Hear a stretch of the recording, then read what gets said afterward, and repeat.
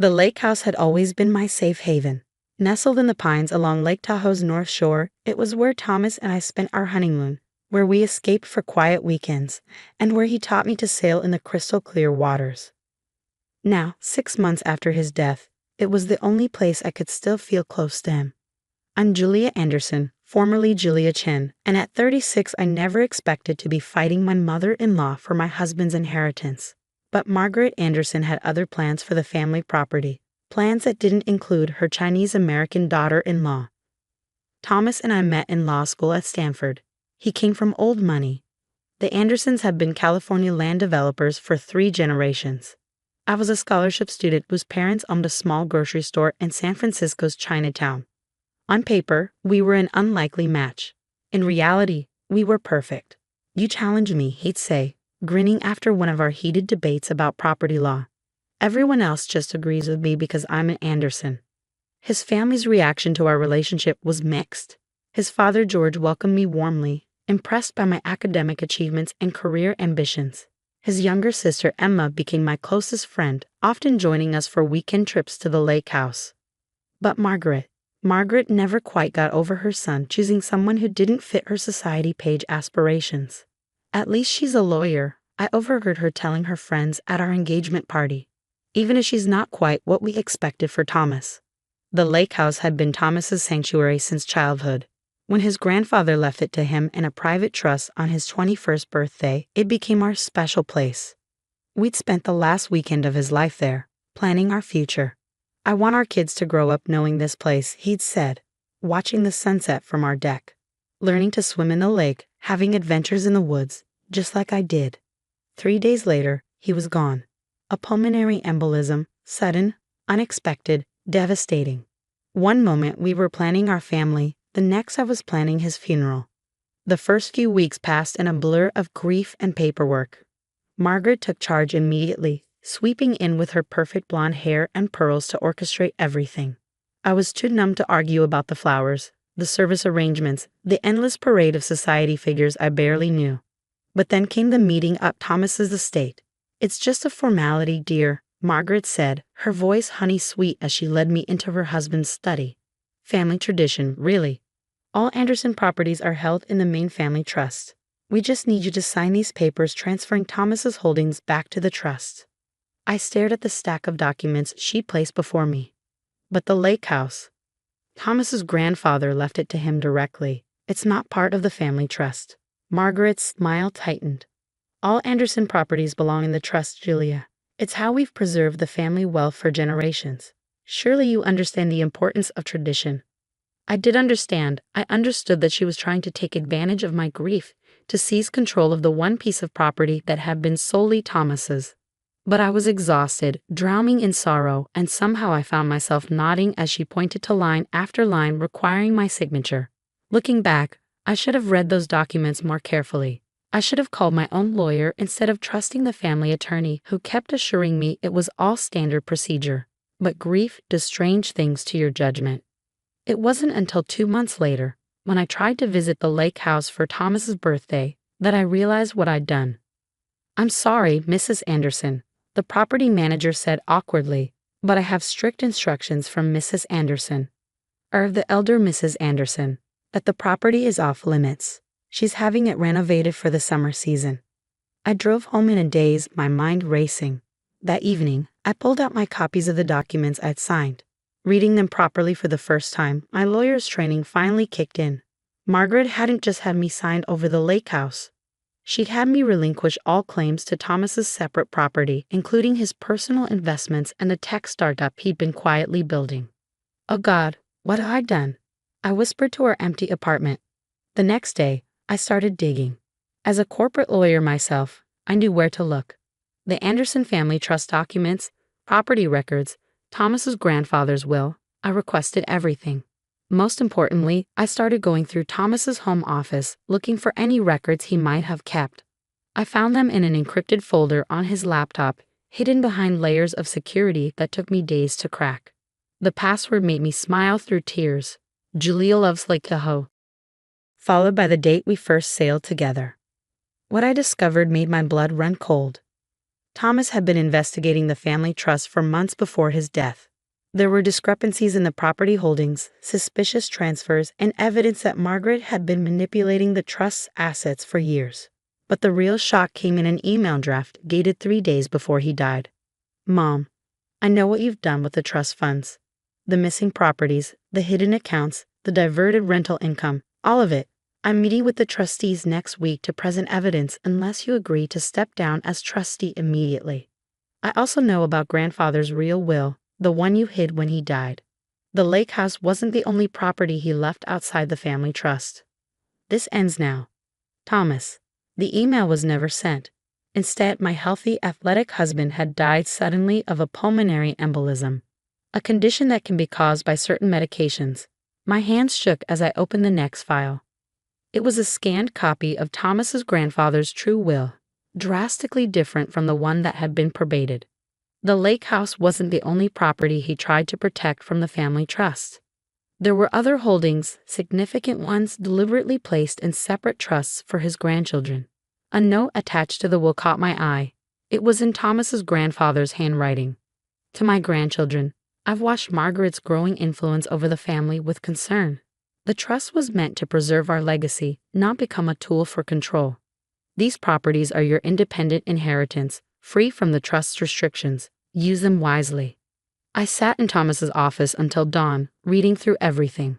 The truth was clear. Margaret had been manipulating the family's assets for years, using the trust as her personal piggy bank while maintaining an iron grip on the family through financial control.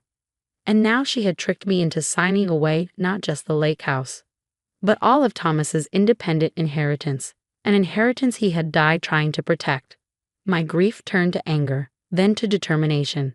I was a lawyer, trained to fight precisely these kinds of battles. More importantly, I was Thomas's widow, and I owed it to his memory to expose the truth. I made 3 calls that morning, one to Emma, who I knew would want to know what her mother had done, one to a forensic accountant who specialized in trust fraud, and one to George Anderson's oldest friend, a judge who had never quite trusted his daughter-in-law. Judge Williams, this is Julia Anderson. I need your help with something. How much do you know about the Anderson Family Trust? What I didn't know then was that Margaret had plans of her own for the lake house. Plans involving a surprise wedding that would shock the entire family. But she was about to learn that underestimating Thomas's widow was a serious mistake. The truth about Margaret Anderson's deception unraveled on a sunny morning in June, exactly 3 months after I discovered Thomas's hidden files. I was in my office at Chen and Partners, the law firm I'd started after leaving my corporate position, when Emma burst in, her face flushed with anger. You won't believe what Mom's planning, she said, dropping into the chair across from my desk. She's getting married. At the lake house. Next month. I set down my coffee cup carefully. Married? To whom? Robert Sterling. Emma's voice dripped with disgust. You know, Dad's old business partner. The one who mysteriously got all those lucrative development deals after Dad died. Robert Sterling. The name appeared multiple times in Thomas's investigation files. He and Margaret had been spotted together at private dinners, always careful to maintain the appearance of a business relationship. But Thomas had suspected something more sinister. She's already renovating the house. Emma continued. New furniture, new landscaping, using trust money, of course. She's telling everyone it's going to be the society event of the year. My heart raced as pieces started falling into place. Margaret's insistence on me signing over the lake house, the rushed renovations, the secret meetings with Sterling, it was all part of a larger plan. Linda Martinez, the forensic accountant I'd hired, had already uncovered a pattern of property transfers between Margaret and Sterling going back years. Properties would mysteriously move from the Anderson Trust to Sterling's development company, then be resold at massive profits, with kickbacks flowing through offshore accounts. But the lake house was different. According to Thomas's files, it sat on land that was crucial for Sterling's newest development project, a luxury resort that would require access to the lake, a project that couldn't proceed as long as the property remained under independent ownership. There's more, Emma said, lowering her voice. I overheard Mom talking to Robert about Thomas, about his death. My hands gripped the desk. What did they say? Something about how fortunate, It was that Thomas never got to meet with the trustees. How everything worked out as planned. Emma's eyes filled with tears. Julia, you don't think? I think it's time we talk to the police, I said quietly. The next few weeks were a whirlwind of activity. Detective Sarah Chen, no relation, from the Financial Crimes Unit took our evidence seriously, especially after Linda presented her analysis of the trust's manipulation. Judge Williams provided crucial support, sharing his own concerns about Margaret's handling of the trust after George's death. But our biggest break came from an unexpected source. Margaret's personal assistant, Jennifer. I can't do this anymore, Jennifer said, meeting me in a quiet cafe far from the Anderson offices. Not after what I found. She handed me a USB drive. Mrs. Anderson keeps a private diary on her computer. Last week, while she was meeting with the wedding planner, I made a copy. Her hands shook as she sipped her coffee. It's all in there. Everything about Mr. Sterling, about the trusts, about Thomas. The diary entries were damning. Margaret had been working with Sterling for years, using her position as trustee to facilitate his development schemes. When Thomas started investigating, they'd realized he was a threat. Sterling had supplied the medication, a blood thinner that, in the right dose, could cause a pulmonary embolism. Margaret had insisted on making Thomas's morning smoothies during his last visit home. The final entry made me physically ill. With Thomas gone and that silly girl signing away her rights, the lake house is finally ours. Robert's resort project can proceed as planned. All it cost was one troublesome son who never understood the importance of family business. I took everything to Detective Chen. Within days, the investigation expanded to include homicide. But we had to move carefully. Margaret was planning her wedding for the following weekend, and I had my own plans for her special day. The morning of the wedding dawned clear and beautiful. Margaret had spared no expense, transforming the lake house grounds into a fairy tale setting. White chairs lined the lawn leading down to the lake, where an elaborate arch stood ready for the ceremony. I waited until all the guests were seated, until Margaret, radiant in an expensive white gown, began her walk down the aisle. Then I stepped out from behind the arch, followed by Detective Chen, Emma, and a team of police officers. Margaret Anderson, Detective Chen's voice carried across the stunned crowd. You're under arrest for the murder of Thomas Anderson and fraud against the Anderson Family Trust. Margaret's perfectly composed face crumpled. You can't do this. This is my property. Actually, I interrupted, holding up a document. It's not. This is your father-in-law's true will, the one you hid. And this, I held up another paper, is proof that the documents you had me sign were obtained under false pretenses and are therefore void. The lake house belongs to me as Thomas intended. You have no proof of anything, Sterling shouted, starting forward, but police officers were already moving to block his path. We have your diary, Margaret, I said quietly. We know about the blood thinners, about how you and Robert planned Thomas's death when he threatened to expose your schemes, about all of it. What followed was chaos. Margaret and Sterling were led away in handcuffs, their perfect society wedding transforming into a perk walk. Guests fled in horror, leaving behind upturned chairs and scattered flowers. Through it all, I stood on the deck where Thomas and I had spent so many happy evenings, feeling his presence beside me. The aftermath brought more revelations. The investigation uncovered decades of fraud, with millions siphoned from the family trusts.